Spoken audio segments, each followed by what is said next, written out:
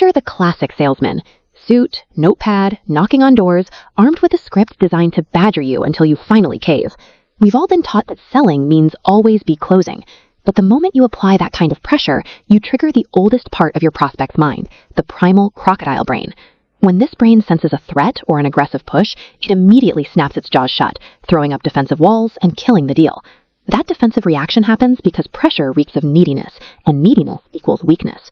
When you walk into a meeting and say, "Thank you so much for your time, I know how busy you are subconsciously signaling that their time is infinitely more valuable than yours. You hand over your power before the pitch even begins. To fix this, you have to establish what's called the prize frame. You need to control the invisible psychological dynamic of the room so that the prospect feels like they are the ones trying to win you over.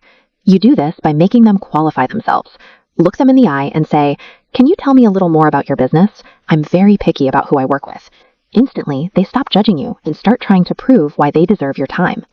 Establishing this frame shifts the objective of the meeting. Instead of you pitching for their approval, the burden of proof moves to the prospect, forcing them to justify why they are a fit for your specific expertise. This diagram illustrates a mental balancing scale. Whenever someone considers buying, their brain weighs two things: the cost of your solution on one side and the seriousness of their problem on the other. When a prospect pushes back on price, an amateur tries to justify the cost. They talk about manufacturing expenses or list off a dozen fancy features. But stacking up features only makes the cost side feel heavier, tipping the scale entirely in the wrong direction. A professional ignores the price and focuses on the problem. They ask implication questions. If your current system goes down, how much does that delay shipments? How much does that irritate your clients? Suddenly, the buyer realizes a minor glitch is actually costing them hundreds of thousands of dollars. The problem side of the scale becomes so massive it crashes to the floor. Even when the problem side of the scale is heavy, prospects often stall when offered a simple improvement. If you promise to make their process 10% faster, they have to reconcile that with the fact that they chose the slower process initially. Buying an improvement forces them to admit their original decision was a mistake. A new opportunity avoids this friction by offering a different vehicle entirely, allowing the prospect to switch paths without having to admit past failure. Once they acutely feel the massive weight of their problem and see a brand new vehicle to solve it, a strange shift occurs. You ask how this new vehicle would help their bottom line, and they start listing the benefits back to you. They pitch your product to themselves. Getting to that point starts with an attraction offer. Take a tanning salon offering a 5-day pass for $5. That's a decoy offer. It gets people in the door and proves the beds actually work. But a 5-day pass is never enough time to get as tanned as they actually want to be. It intentionally leaves them craving a deeper, faster result. So when they walk in, you put that $5 pass right next to a premium unlimited yearly membership, personalized plan. By contrasting the cheap, incomplete option with the total solution, the premium offer suddenly looks infinitely more valuable. When it's time to reveal the price of that premium offer, you never just state a number. You use a framework called the stack, where you visually line up the core product, bonus training, and VIP support, every single component they are getting. As this visual list builds, you assign a real dollar value to each item. You must mathematically prove the total value is 10 times higher than your asking price. Here, we're building a package worth $10,000. You get them to mentally agree solving their problem is worth $10,000. Then you strike a red line through it, dropping the price to $997. Their brain's contrast bias takes over. They are saving $9,000. Even with a massive discount, humans hate taking risks. You neutralize that fear by reversing the risk entirely. Tell them if it doesn't work, they get their money back and keep the bonuses. You make looking foolish impossible. Finally, you lay out the difference between price and cost. The price is a one-time fee they pay today. The cost is the $50 they will bleed out every single day if they walk away. Refusing becomes a mathematically irrational choice. The moment a customer says yes to your main offer, they become aware of a new set of problems. This is when you deploy an upsell. Think of the classic car rental counter. You book a standard car, they offer a roomier truck, then a late return option, then prepaid gas.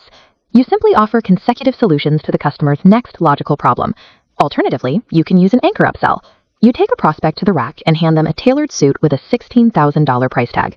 Once the initial shock wears off, you present the $2,000 suit you intended to sell them all along. Suddenly, it feels affordable. Of course, sometimes they hesitate. Amateurs are terrified of the word no, but professionals know it is pure gold.